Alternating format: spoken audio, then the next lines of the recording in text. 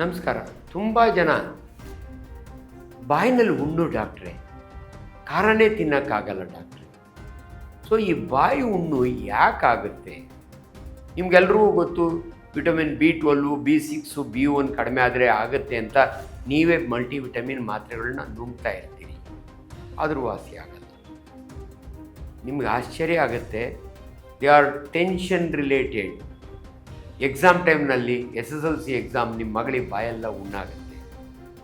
ಅದನ್ನು ಆಪ್ಟಸ್ ಅಲ್ಸರ್ ಅಂತೀವಿ ನಾವು, APTHOUS ಆಪ್ಟಸ್ ಅಲ್ಸರ್. ನಿಮ್ಮ ಬಾಯಿನಲ್ಲಿ ಇದೊಂದೇ ಅಲ್ಲ, ಸ್ಮೋಕರ್ಸ್ಗೆ, ಎಲ್ಲಡಿಕೆ ಕಡ್ಡಿ ಪುಡಿ ಒದಿಸೋರಿಗೆ, ಚೂವಿಂಗ್ ಗಮ್ ಅದು ಕೂಡ ಡೇಂಜರಸ್ಸೇ. ಬಟ್ ಖೈನಿ, ಜರ್ದ ಇಂಥವು ತಿನ್ನೋರಿಗೆ ಬಾಯಿನಲ್ಲಿ ಬಿಡಿ ಮಚ್ಚೆ ಆಗುತ್ತೆ, ಕೆನ್ನೆಯಲ್ಲಿ. ಅದನ್ನು ನಾವು ಲ್ಯೂಕೋಪ್ಲೇಕಿಯಾ ಅಂತೀವಿ. ಲ್ಯೂಕೋ ಅಂದರೆ ಬಿಳಿದು, ಪ್ಲೇಕಿಯಾ ಅಂದರೆ ಅದೊಂದು ಮಚ್ಚೆ, ಲ್ಯೂಕೋಪ್ಲೇಕಿಯಾ. ಅಥವಾ ಕೆಂಪಿಗಿರುತ್ತೆ, ಎರಿಥ್ರೋಪ್ಲೇಕಿಯಾ ಅಂತೀವಿ. ಈ ಲ್ಯೂಕೋಪ್ಲೇಕಿಯಾ ಬಗ್ಗೆ ಯಾಕೆ ನಿಮ್ಮ ಗಮನ ಸೇರಿಸ್ತಿದ್ದೀನಿ ಅಂದರೆ, ದಯವಿಟ್ಟು ನಿಮ್ಮ ಡೆಂಟಲ್ ಡಾಕ್ಟ್ರ್ ಹತ್ರ ಹೋಗಿ ಒಂದು ಸಾರಿ ಚೆಕ್ ಮಾಡಬೇಕು. ನೋಡಿ, ನಿಮ್ಮ digestion starts in your mouth. ನೀವು ಆರೋಗ್ಯವಾಗಿರಬೇಕು ಅಂದರೆ ನಿಮ್ಮ ಬಾಯಿಯ ಆರೋಗ್ಯ ಚೆನ್ನಾಗಿರಬೇಕು. ಅಟ್ಲೀಸ್ಟ್ ವರ್ಷಕ್ಕೊಂದು ಸಾರಿ ಆದರೂ ನೀವು ಒಂದು ಡೆಂಟಲ್ ಚೆಕಪ್ ಮಾಡಿಸ್ಕೊಂಡ್ರೆ ನಿಮ್ಮದು ಶಾರ್ಪ್ ಟೀತ್ ಇದೆಯಾ ಅಥವಾ ಕೇರೀಸ್ ಟೀತ್ ಇದೆಯಾ ಏನು ಅಂತ ನಿಮ್ಮ ದಂತ ವೈದ್ಯರು ಹೇಳಿ ನಿಮಗೆ ಅದನ್ನು ಚೆಕಪ್ ಮಾಡ್ತಾರೆ. ಬಟ್ ನನಗೇನು ಇಂಪಾರ್ಟೆಂಟ್ ಅಂದರೆ, ಪರ್ಟಿಕ್ಯುಲರ್ಲಿ ಸ್ಮೋಕರ್ಸ್, ಅನ್ಫಾರ್ಚುನೇಟ್ಲಿ ಕೆಲವು ಸಮಯ ನಾನ್ ಸ್ಮೋಕರ್ಸ್. ನನಗಿವತ್ತು ನೆನಪಿದೆ, ನನ್ನ VIP ಪೇಷಂಟ್, ಅವರ ಹೆಸರು ಹೇಳೋದಿಲ್ಲ, ಹೈಲಿ ಎಜುಕೇಟೆಡ್ ಮ್ಯಾನ್, ನಾಲಿಗೆ ಒಳಗೆ ಒಂದು ಸೈಡ್ನೊಳಗೆ ಯಾಕೋ ಹುಣ್ಣಾಗುತ್ತೆ ಅಂತ ನಾನು ನೋಡಿದಾಗೆ ನನಗೆ ಡೌಟ್ ಬರುತ್ತೆ. ನಮಗೆ ಬೆರಳಾಕಿ ಮುಟ್ಟಿ ನೋಡ್ತೀವಿ ನಾವು. ಸೊ ನಾನು ಏನರ ಬಗ್ಗೆ ಮಾತಾಡ್ತಿದ್ದೀನಿ ಅಂದರೆ, ಈಗ ಕ್ಯಾನ್ಸರ್, ಅಲ್ಸರ್ ಕ್ಯಾನ್ಸರ್, ಇದು ಕೆಲವ್ರಿಗೆ ಆಗಿರುತ್ತೆ. ಪರ್ಟಿಕ್ಯುಲರ್ ಸ್ಮೋಕರ್ಸ್ಗೆ, ಕಡ್ಡಿಪುಡಿ ತಿನ್ನೋರಿಗೆ ಕೆನ್ನೆಯ ಒಳಗಡೆ ಆಗಿರುತ್ತೆ, ನಾಲಿಗೆಯ ಸೈಡ್ನಲ್ಲೇ ಆಗಿರುತ್ತೆ. ನಾನು ಮುಟ್ಟಿದರೆ ಬ್ಲೀಡ್ ಆಗುತ್ತೆ, ಅಥವಾ ಇಂಡ್ಯೂರೇಷನ್ ಅಂತೀವಿ, ಹಾರ್ಡ್ನೆಸ್ ಇರುತ್ತೆ. ಇಂಥ ಅಲ್ಸರ್ ಇದ್ದಾಗೆ ನಾನು ಇಮ್ಮಿಡಿಯೇಟ್ಲಿ ಆಂಕಾಲಜಿಸ್ಟ್ಗೆ ಹೇಳಿ, ಅಥವಾ ನಮ್ಮ ಪೆಥಾಲಜಿಸ್ಟ್ಗೆ ಹೇಳಿ, ಅಥವಾ ನಾವೇ ಒಂದು ಬಯಾಪ್ಸಿ ಅಂತ ಮಾಡ್ತೀವಿ. ಬಯಾಪ್ಸಿ ಅಂತದ್ದು ನಿಮಗೆ ಗೊತ್ತಿರಲಿ, ಒಂದು ಚೂರನ್ನ ಎಡ್ಜಲ್ಲಿ ತೆಕ್ಕೊಂಡು ಟೆಸ್ಟಿಗೆ ಕಳಿಸ್ತೀವಿ. ಅದರ ನನಗೆ ರಿಪೋರ್ಟ್ ಬರುತ್ತೆ, ಸ್ಕ್ವೇಮಸ್ ಸೆಲ್ ಕಾರ್ಸಿನೋಮಾ ಆಗಿದೆಯಾ ಇಲ್ಲ ಅಂತ. ಈ ಕಾರ್ಸಿನೋಮಾ ಗೊತ್ತಾಗುತ್ತೆ, ಆದರೆ ಅನ್ಫಾರ್ಚುನೇಟ್ಲಿ ಈ ನಾಲಿಗೆಯಲ್ಲಿ, ಕೆನ್ನೆಯಲ್ಲಿರೋ ಕ್ಯಾನ್ಸರು ಇಲ್ಲಿಗೆ ಸೆಕೆಂಡ್ರಿ ಅಂತೀವಿ. ಕುತ್ತಿಗೆಯಲ್ಲಿ ಇಷ್ಟಪ್ಪ ಗಂಟಿರುತ್ತೆ, ಅದನ್ನು ಲಿಂಫ್ ನೋಡ್ ಅಂತೀವಿ ನಾವು, ಅದಗಳ್ಳೆ ಅಂತಾರೆ ಕನ್ನಡದಲ್ಲಿ. ಇದನ್ನು ಸೆಕೆಂಡ್ರೀಸ್ ಅಂತೀವಿ. ಇದು ಪ್ರೈಮರಿ ಕ್ಯಾನ್ಸರು, ಇದು ಸೆಕೆಂಡ್ರಿ ಕ್ಯಾನ್ಸರ್. ಇದು ಇಷ್ಟು ದಪ್ಪ ಆದಾಗೆ ಅದರಲ್ಲೂ ಪೇಯ್ನ್ ಇರಲ್ಲ, ಪೇಯ್ನ್ಲೆಸ್ ಸ್ವೆಲ್ಲಿಂಗ್. ಜನ ಆ ಸ್ಟೇಜ್ನಲ್ಲಿ ನನ್ನ ಹತ್ರ ಬರ್ತಾರೆ. ನಾವು ಇದನ್ನು ನೋಡಿದ ತಕ್ಷಣವೇ ನನಗೆ ಇದೆಲ್ಲ ಇಂಟ್ರೆಸ್ಟು, ಇದು ಯಾಕೆ ಬಂತು ಅಂತ ಬಾಯಿ ತೆಗಿ ಅಂತೀನಿ. ಕೆಲವರಿಗೆ ಬಾಯೇ ತೆಗಿಲಿಕ್ಕಾಗಲ್ಲ. ನೋಡಿ, ನಿಮ್ಮ ಬಾಯಿ, ಒಬ್ಬ ನಾರ್ಮಲ್ ಮನುಷ್ಯನ ಬಾಯಿ ಓಪನಿಂಗ್ ಎಷ್ಟಿರಬೇಕು ಅಂದರೆ, ನೀವು ಕನ್ನಡಿ ಮುಂದೆ ನಿಂತ್ಕೊಂಡು ಬಾಯಿ ಓಪನ್ ಮಾಡಿ ನಿಮ್ಮ 3 ಬೆರಳು ಹೋಗಬೇಕು. ನಿಮ್ಮ 6 ತಿಂಗಳಾದಮೇಲೆ ಯಾಕೋ ನಿಮ್ಮ 3 ಬೆರಳು ಹೋಗ್ತಿಲ್ಲ, 2 ಹೋಗ್ತವೆ ಅಂದರೆ ಓರಲ್ ಫೈಬ್ರೋಸಿಸ್ ಅಂತೀವಿ. ಇದು ಯಾರಿಗಾಗುತ್ತೆ ಅಂದರೆ, ನೋಡಿ, ನಮ್ಮ ಬಾಯೊಳಗಿರುವ ಮ್ಯೂಕಸ್ ಮೆಂಬ್ರೇನು ಸಾಫ್ಟಾಗಿರುತ್ತೆ. ಯಾರು ಈ ಗುಟ್ಕಾ ತಿಂತಾರೆ, ಜರ್ದ ತಿಂತಾರಲ್ಲ, ಫೈಬ್ರೋಸಿಸ್ ಆಗುತ್ತೆ. ಅನ್ಫಾರ್ಚುನೇಟ್ಲಿ ಬರ್ತಾ ಬರ್ತಾ ನಿಮಗೆ ಒಂದು ಬೆಳ್ಳು ಹೋಗಲ್ಲ. ಇದು ಅಡ್ವಾನ್ಸ್ಡ್ ಫೈಬ್ರೋಸಿಸ್ ಅಂತೀವಿ ನಾವು.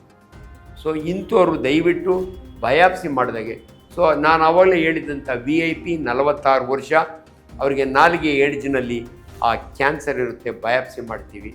ಆಮೇಲೆ ನನ್ನ ಟೀಮ್, ಆಂಕಾಲಜಿ ಟೀಮ್ ಜೊತೆ ಸೇರಿಕೊಂಡು ಅವರ ಅರ್ಧ ನಾಲಿಗೆಯನ್ನು ತೆಗಿತೀವಿ. ಪಾರ್ಷಿಯಲ್ ಗ್ಲಾಸೆಕ್ಟಮಿ ಅಂತೀವಿ ನಾವು. ಕೆಲವು ಸಮಯ ಪೂರ್ತಿ ನಾಲಿಗೆ ತೆಗಿತೀವಿ, ಟೋಟಲ್ ಗ್ಲಾಸೆಕ್ಟಮಿ ಅಂತೀವಿ. ಅವೆಲ್ಲ ನಿಮಗೆ ಡೀಟೇಲ್ಸ್ ಬೇಡ, ನಿಮ್ಗೆ ಎದುರಿಸೋಕ್ಕೆ ಹೋಗ್ತಾ ಇಲ್ಲ. ಕ್ಯಾನ್ಸರ್ ಆದರೆ ಅದಕ್ಕೆ ಟ್ರೀಟ್ಮೆಂಟೇ ಬೇರೆ. ನೀವು ನಾಟಿ ತೊಗೋತೀನಿ, ಸಾಗರಕ್ಕೆ ಹೋಗಿ ಚಕ್ಕೆ ತಿಂತೀನಿ, ಅವೆಲ್ಲ ಬಿಟ್ಟುಬಿಡಿ. ಕ್ಯಾನ್ಸರ್ನ ಒಂದು ಸಾರಿ ಡಿಟೆಕ್ಟ್ ಮಾಡಿದರೆ ಅದಕ್ಕೆ ಸ್ಟ್ಯಾಂಡರ್ಡ್ ಪ್ರೋಟೋಕಾಲ್ ಇರುತ್ತೆ. ದಯವಿಟ್ಟು ಕ್ಯಾನ್ಸರ್ ಬಗ್ಗೆ ಹಗುರವಾಗಿ ತಿಳ್ಕೊಬೇಡಿ. ನಮ್ಮಲ್ಲಿ ನಿಮ್ಮನ್ನು ಎದುರಿಸೋದಿಲ್ಲ, ಕರೆಂಟ್ ಕೊಟ್ಬಿಡ್ತಾರೆ ಅಂತ ಹೆದರ್ಕೋಬೇಡಿ. ನಮ್ಮಲ್ಲಿ ಎಷ್ಟು ನಾಜೂಕಾಗಿದೆ ಅಂದರೆ, surgery, chemotherapy, radiotherapy and psychotherapy. ಯಾವುದೇ ಕ್ಯಾನ್ಸರ್ಗಾಗಲಿ ನಿಮಗೆ ಕೌನ್ಸಿಲಿಂಗ್ ಇರುತ್ತೆ, ಕರೆಕ್ಟಾಗಿ ಹೇಳ್ತೀವಿ. ಆದರೆ ನೀವೆಲ್ಲೋ ಹೆದರ್ಕೊಂಡು ನಾನು ಆಲ್ಟರ್ನೇಟಿವ್ ಸಿಸ್ಟಮ್ ಆಫ್ ಮೆಡಿಸನ್ ತೊಗೊಂಡು ವಾಸಿ ಮಾಡ್ಕೋತೀನಿ ಅಂತೀರಿ. ನಾನು ನಿಮ್ಗೆ ಒಂದು ಮಾತು ಹೇಳ್ತೀನಿ, ಮಂತ್ರ ಹಾಕಿದರೆ ಮಾವಿನಕಾಯಿ ಉದುರಲ್ಲ, ಕರುಳು ಹೊಡೆದ್ರೇ ಉದುರೋದು. ನಿಮ್ಮ ಕ್ಯಾನ್ಸರು ಅಷ್ಟೇ, ಕರೆಕ್ಟ್ ಟ್ರೀಟ್ಮೆಂಟ್. ಸರ್ಜರಿ ಬೇಕಿದ್ರೆ ನೀವು ಧೈರ್ಯವಾಗಿ ಮಾಡಿಸ್ಕೋಬೇಕು. ನನಗೆ ಆಪ್ರೇಷನ್ ಬೇಡ ಅಂದರೆ ನಿಮ್ಮ ಜೀವ ಹೋಗುತ್ತೆ ಅಷ್ಟೇ. ಇಷ್ಟು ಸುಲಭ. ಸುಮ್ಮನೆ ಅವರು ಇವ್ರ ಮಾತು ಕೇಳಿ ಡಾಕ್ಟ್ರುಗಳು ಸುಮ್ಮನೆ ಕೊಯ್ದು ಬಿಡ್ತಾರೆ ಅಂದ್ಕೋಬೇಡಿ. ಯಾಕಂದರೆ ಇದು ನಾನು ನಮ್ಮ ಸುಮನ್ ಟಿ ವಿ ಮಾಧ್ಯಮದಿಂದ ನಿಮಗೊಂದು ಇನ್ಫಾರ್ಮೇಷನ್ ಕೊಡ್ತಾಯಿದ್ದೀನಿ. ಅದೊಂದು ಅವಕಾಶ. ಜನಸಾಮಾನ್ಯರಿಗೆ ಸುಮನ್ ಟಿ ವಿಯಿಂದ ನಾನು ಆಗಿಂದಾಗೆ ಮಾತಾಡ್ತಾ ಇರ್ತೀನಿ. ನೀವು ಸಬ್ಸ್ಕ್ರೈಬರ್ ಆಗಿ, ಇನ್ನೂ ಜಾಸ್ತಿ ಜನ ಆಗಿ. ಇದು ನನಗೆ easy to educate you, to protect you. ಇದು ನನ್ನ ಸಾಮಾಜಿಕ ಕರ್ತವ್ಯ. ನಿಮಗೆ ಯಾರ್ಯಾರೋ ತಪ್ಪು ಮಾಹಿತಿ ಕೊಟ್ಟಿರ್ತಾರೆ. ಅದು ನಾನು ಅಂಥವ್ರನ್ನ ಸಾಕಷ್ಟು ಜನ ನೋಡಿರ್ತೀವಿ. ಸ್ಟೇಜ್ 4 ಬಂದವ್ರನ್ನೂ ನೋಡಿರ್ತೀವಿ. ದಯವಿಟ್ಟು ನಿಮ್ಮ ಬಾಯಿ ಇವತ್ತೇ ಕನ್ನಡಿ ಮುಂದೆ ನಿಂತ್ಕೊಂಡು ಬಾಯಿ ತೆಗೆದು ಎಲಡಿಕೆ ಕಡ್ಡಿ ಪುಡಿ ಹಾಕೋರು, ಗುಟ್ಕಾ ತಿನ್ನೋರು, ಜರ್ದಾ ತಿನ್ನೋರು, ದಯವಿಟ್ಟು ಇವತ್ತು ಕನ್ನಡಿ ಮುಂದೆ ನಿಂತ್ಕೊಂಡು ನಿಮ್ಮ ಬಾಯಿ ತೆಗೆದು 3 ಬೆರಳು ಒಳಗಡೆ ಇಡಕ್ಕೆ ನೋಡಿ. ಹೋಗಲಿಲ್ಲ ಅಂದರೆ ಡಾಕ್ಟ್ರ್ ಹತ್ರ ಬಂದು ತೋರಿಸ್ಕೊಳ್ಳಿ, ಡೆಂಟಿಸ್ಟ್ ಹತ್ರ ತೋರಿಸ್ಕೊಳ್ಳಿ. ಸೊ ಅದರಿಂದ ಬಾಯಿ ಹುಣ್ಣು ಆ್ಯಂಡ್ ಈ ಸಿಂಪಲ್ ಹುಣ್ಣಿದೆಯಲ್ಲ, ಇಲ್ಲ ಡಾಕ್ಟ್ರೇ 5 ವರ್ಷದಿಂದ ಇದೆ, ತಗೋತಾನೇ ಇರ್ತೀನಿ. ತಗೋತಾನೇ ಇರಿ, ಟೆನ್ಷನ್ನೇ ಮಾಡ್ಕೋಬೇಡಿ. ಯಾವ ಬಾಯಿ ಹುಣ್ಣು ಆರುತ್ತೆ ಮತ್ತೆ ಬರುತ್ತೆ. ನೀವೇ ಅಬ್ಸರ್ವ್ ಮಾಡಿ. ನಿಮ್ಮ ಮನೆಯ ತಾಪತ್ರೆಗಳ ಟೈಮ್ನಲ್ಲಿ ನಿಮ್ಮ ಬಾಯಿ ಹುಣ್ಣು ಬರುತ್ತೆ. ಬಟ್ ಇದಕ್ಕೆ ಸಿಂಪಲ್ ಟ್ರೀಟ್ಮೆಂಟ್ ಮಲ್ಟಿವಿಟಮಿನ್. ನಿಮಗೆ ಬಾಯಿ ಒಳಗೆ ಹಚ್ಚೋಕ್ಕೂ ಕೂಡ ಮೆಟ್ರೋಜಿಲ್ DJ ಅಂತ ಕೊಡ್ತೀವಿ, ಜೈಟಿ ಅಂತ ಕೊಡ್ತೀವಿ. ಬೆಳ್ಳನ್ನ ತೊಗೊಂಡು ಹಚ್ಕೊಳ್ಳಿ, ನುಂಗಿದ್ರು ಏನೂ ಆಗೋಲ್ಲ. ಬಟ್ ಈ ಅಲ್ಸರಿಂದ ನಿಮಗೆ ಸಾವು ನೋವು ಬರೋಲ್ಲ. ನೋವಿದೆ, ಸಾವು ಬರೋಲ್ಲ. ಖಾರ, ಭಾಳ ಜನ ನಮ್ಗೆ ಹೇಳೋದು ಖಾರ ತಿನ್ನೋಕ್ಕೆ. ನೋಡಿ, ಸಪ್ಪೆ ತಿನ್ಕೊಂಡು ಮನುಷ್ಯ ಬದುಕಲಿಕ್ಕಾಗಲ್ಲ. Must enjoy your life. ನಾನು ಹಂಗೆ ಅಂದ್ಕೊಂಡು ನಿಮಗೆ ಗೊಡ್ಡು ಖಾರ ತಿನ್ನಿ ಅಂತ ಹೇಳೋದಿಲ್ಲ. ಧಾರವಾಡಕ್ಕೆ ಹೋದರೆ ಹಸಿಮೆಣಸಿನಕಾಯಿನ ಹಾಕ್ಕೊಂಡು ತಿಂತಾರೆ. ನಾವೆಲ್ಲ ಆಟ್ಲೊಳಗೆ MS ಮಾಡೋಗೆ KMC ಹುಬ್ಳಿ ಒಳಗೆ ನಮ್ಮ ಪಲ್ಯನೇ ಮೆಣಸಿನ್ಕಾಯಿ. ಇವತ್ತು ನಾನು ಹಂಗೆ ತಿಂತೀನಿ. ದಯವಿಟ್ಟು ಮೆಣಸಿನ್ಕಾಯಿ ಬಗ್ಗೆ ನಿಮಗೆ ತಪ್ಪು ಇಟ್ಸ್ ಎ ಗುಡ್ ವೆಜಿಟೇಬಲ್. ಅದಷ್ಟೇ ವೆಜಿಟೇಬಲ್. ತುಂಬ ಜನ ನಾನು ಖಾರ ತಿಂದರೆ ಪೈಲ್ಸ್ ಆಗುತ್ತೆ ಅಂತ. ನೀವು ಬಾಯಿನಲ್ಲಿ ತಿಂದ ಖಾರ ನಿಮ್ಮ ಮೋಷನ್ಗೆ ಆಗಿ ಬರೋವರೆಗೂ ಖಾರನೇ ಇರಲ್ಲ. ಖಾರ ಇರಲ್ಲ ಅಂದರೆ ಮೆಣಸಿನ್ಕಾಯಿ ಅಲ್ಲ, ಅದು ಅಲ್ಲಿ ಬರೋಟದ್ದು ಬದನೆಕಾಯಿ ಆಗಿರುತ್ತೆ. ನಿಮಗೆ ಸಿಂಪಲಾಗಿ ಹೇಳ್ತಾ ಇದ್ದೀನಿ, ನೀವೇನೇ ನಿಮ್ಮ ಜಠರಕ್ಕೆ ಹಾಕಿದರೆ ಜಠರ ಮಸಾಲೆ ಮಾಡಿಬಿಡುತ್ತೆ. ನಿಮ್ಮ ಮೆಣಸಿನ್ಕಾಯಿ ಹಂಗೆ ಬರೋಲ್ಲ. ಅಗದು ತಿನ್ನಬೇಕು. ಅಗದು ತಿಂದ ಆಹಾರ ಎಲ್ಲವೂ ಕೂಡ ಅದು ಕೈಮಾಗುತ್ತೆ, ನಿಮ್ಮ ಜಠರದಲ್ಲಿ ಪಾಯಸ ಆಗುತ್ತೆ, ಹಂಗಾಗಿ ಬರುತ್ತೆ. ದಯವಿಟ್ಟು ಖಾರನ ನೀವು ತುಂಬ ಸಪ್ಪೆ ತಿನ್ಕೊಂಡಿದ್ರೆ you can't enjoy your food. ನಿಮ್ಮ ಭಾಳ ಎಸೆನ್ಷಿಯಲ್ ಎಲಿಮೆಂಟ್ಸು, ವಿಟಮಿನ್ಸು, ಪ್ರೋಟೀನ್ಸು ಇವೆಲ್ಲ ಕಡಿಮೆ ಆಗಿಬಿಡುತ್ತೆ ನಿಮ್ಮ ದೇಹದಲ್ಲಿ. ದಯವಿಟ್ಟು ನಾರ್ಮಲ್ ಊಟ ಮಾಡಿ, ತುಂಬ ಇದು ಮಾಡೋಕ್ಕೆ ಹೋಗಬೇಡಿ. ಸೊ ಹಳ್ಳಿ ಕಡೆ ಕೆಲವರೆಲ್ಲ ತುಟಿ ಒಡೆದಿದೆ ಅಂತಾರೆ, ಹೀಟ್ ಹೊಡೆದಿದೆ, ಅವೆಲ್ಲ ಇಲ್ಲ. ಕೀಲೋಸಿಸ್ ಅಂತೀವಿ. ನೀವು ನಿಮ್ಮ ಬಾಯಿಯ ಮೂಲೆಯಲ್ಲಿ ಹುಣ್ಣಾಗುತ್ತೆ, ಅದನ್ನು ನಾವು ಕೀಲೋಸಿಸ್ ಅಂತೀವಿ. ಅದಕ್ಕೂ ಕಾರಣ ನಿಮ್ಮ ವಿಟಮಿನ್ ಡಿಫಿಷಿಯನ್ಸಿ ಇರುತ್ತೆ. And oral hygiene is very very important. Simple. ನೀವೇನು ಇಂಟರ್ನ್ಯಾಷನಲ್ ಟೂತ್ಪೇಸ್ಟ್ ಹಾಕಿ ದಿನ ಉಜ್ಜಿ ಅಂತ ನಾನು ಹೇಳಲ್ಲ. ನೀವು ಮಾಮೂಲಿ ನಿಮ್ಮ ಓರಲ್ ಹೈಜೀನು. ಮಲ್ಕೊಳ್ಳುವುದಕ್ಕೆ ಮೊದಲು ದಯವಿಟ್ಟು ನಿಮ್ಮ ಬಾಯನ್ನು ಒಂದು ಸಾರಿ ಮುಕ್ಕಳಿಸಿ ಉಗಿದು ಮಲ್ಕೊಳ್ಳಿ. ನಿಮ್ಮ ಬಾಯಲ್ಲಿರ್ತಕ್ಕಂಥ ಕಾರ್ಬೋಹೈಡ್ರೇಟ್ಸು ಇಡೀ ರಾತ್ರಿ ನಿಮ್ಮ ಬ್ಯಾಕ್ಟೀರಿಯಾಗಳು ಅದನ್ನು ತಿನ್ಕೊಂಡು ಎಂಜಾಯ್ ಮಾಡಿ ನಿಮಗೆ ಉಳುಕಲ್ಲು ಅದೆಲ್ಲ ತರುತ್ತೆ. ಜಸ್ಟ್ ಬಿಫೋರ್ ಸ್ಲೀಪ್ ನಿಮ್ಮ ಮಕ್ಕಳಿಗೂ ಕಲಿಸ್ಕೊಡಿ. ಬಾಯಿನ ಗಾರ್ಗಲ್ ಮಾಡಿ. ಸಾಲ್ಟ್ ಹಾಕಬೇಕಾ? ಬೇಕಿದ್ರೆ ಹಾಕ್ಕೊಳ್ಳಿ. ಉಗುರು ಬೆಚ್ಚಗಿರುವ ನೀರಿನಲ್ಲಿ ಬಾಯನ್ನು ಗಾರ್ಗಲ್ ಮಾಡಿ ಮಲ್ಕೊಂಡ್ರೆ ನಿಮ್ಗೆ ಅರ್ಧ ಕಾಯಿಲೆಗಳು ಕಡಿಮೆ ಆಗ್ತವೆ. ಆದ್ದರಿಂದ ಬಾಯಿ ಹುಣ್ಣು ನಿಮ್ಮ ಜೊತೆಗೇ ಇರುತ್ತೆ. ತುಂಬ ತಲೆ ಕೆಡಿಸ್ಕೊಳಕ್ಕೆ ಹೋಗಬೇಡಿ.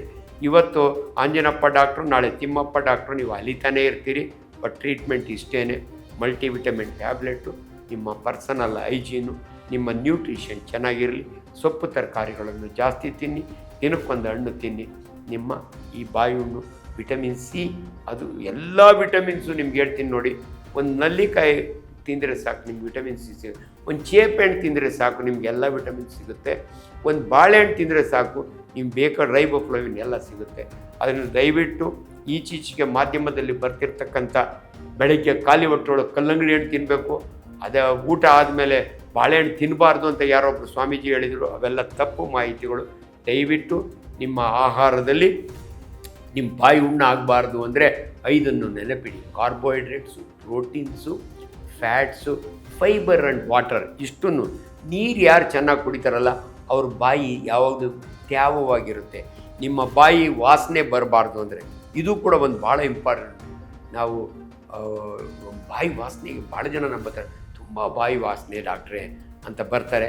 ಸೊ ಅದಕ್ಕೆ ಮೇಯ್ನ್ ಕಾರಣ ನಿಮ್ಮ ಅಸಿಡಿಟಿ, ನಿಮ್ಮ ರಿಫ್ಲಕ್ಸು, ಎರಡನೇದು ನಿಮ್ಮ ಓರಲ್ ಹೈಜೀನು. ಅದು ಹ್ಯಾಲಿಟೋಸಿಸ್ ಅಂದರೆ ಬಾಯಿ ವಾಸನೆ. ಹ್ಯಾಲಿಟೋಸಿಸ್ ಆಗಲಿಕ್ಕೆ ತುಂಬ ಜನ ಬರ್ತಾರೆ, ತುಂಬ ಬಾಯಿ ವಾಸನೆ ಡಾಕ್ಟ್ರೆ. ಕೆಲವರಿಗೆ ಆಬ್ಸೆಷನ್, ಪಕ್ಕದಲ್ಲಿ ಮಾತಾಡೋ ಹಿಂಗೆ ಬಾಯಿ ಮುಚ್ಕೊಂಡು ಮಾತಾಡ್ತಾರೆ. ಆ್ಯಂಡ್ ತುಂಬ ಜನ ನನ್ನ ವಾಸನೆ ಬೇರೆಯವ್ರಿಗೆ ಬರೀತೇನೋ ಅಂತ ಅದರೊಳಗಾಗಿ ಪಬ್ಲಿಕ್ ಫಂಕ್ಷನ್ನಾಗ ಕೂತ ಪಕ್ಕದವ್ನಿಗೆ ಮಾತಾಡ್ಬೇಕಾದ್ರೆ ಬಾಯಿ ಮುಚ್ಕೊಂಡೇ ಮಾತಾಡ್ತಾರೆ. ಬಾಯಿಗೆ ಏನೇನೋ ಹಾಕ್ಕೊಂಡು ವಾಸನೆ ಅವ್ರಿಗೆ ಗೊತ್ತಾಗ್ದಂಗೆ ಮಾಡ್ತಾರೆ. ಹ್ಯಾಲಿಟೋಸಿಸ್ಗೆ ಮೇಯ್ನ್ ಕಾರಣ ಬ್ಯಾಡ್ ಓರಲ್ ಹೈಜೀನ್. ನಿಮ್ಮ ಟಾನ್ಸಿಲ್ ಇನ್ಫೆಕ್ಷನ್ ಇರ್ಬೋದು, ನಿಮ್ಮ ಓರಲ್ ಇನ್ಫೆಕ್ಷನ್ ಇರ್ಬೋದು, ಸೊ ಫಂಗಲ್ ಇನ್ಫೆಕ್ಷನ್ ಇರ್ಬೋದು. ಸೊ ಇವೆಲ್ಲವೂ ಕೂಡ ಪರ್ಟಿಕ್ಯುಲರ್ಲಿ ಕ್ಯಾಂಡಿಡಿಯಾಸಿಸ್ ಅಂತೀವಿ ನಾವು. ಇನ್ಫ್ಯಾಕ್ಟ್ ನಿಮ್ಮ ಬಾಯಿನಲ್ಲಿ ಆಗಿಂದಾಗೆ ಕ್ಯಾಂಡಿಡಿಯಾಸಿಸ್ ಆದರೆ ಎಷ್ಟು ಇಂಪಾರ್ಟೆಂಟ್ ಅಂದರೆ ದಯವಿಟ್ಟು ನಿಮ್ಮ ಬ್ಲಡ್ ಟೆಸ್ಟ್ ಮಾಡ್ಕೊಳ್ಳಿ. We don't know early sign of HIV ಇರ್ಬೋದು. ಸೊ ಸುಮ್ಮನೆ ನಿಮ್ಗೆ ಎದುರಿಸ್ತಾ ಇಲ್ಲ, ಎಲ್ಲರೂ ಅಯ್ಯೋ ನನಗಾಗಿರ್ಬೋದು ಅಂತ ಹಂಗಲ್ಲ ಹೇಳ್ತಿರೋದು. ಸೊ ಇವೆಲ್ಲವೂ ರೋಗ ಲಕ್ಷಣಗಳು. ದಯವಿಟ್ಟು ಪರೀಕ್ಷೆ ಮಾಡಿಸ್ಕೊಳ್ಳಿ. ಅದಕ್ಕೆ ಈಸಿ ಟ್ರೀಟ್ಮೆಂಟ್ ಇದೆ, ತಲೆ ಕೆಡಿಸ್ಕೋಬೇಡಿ. Thank you.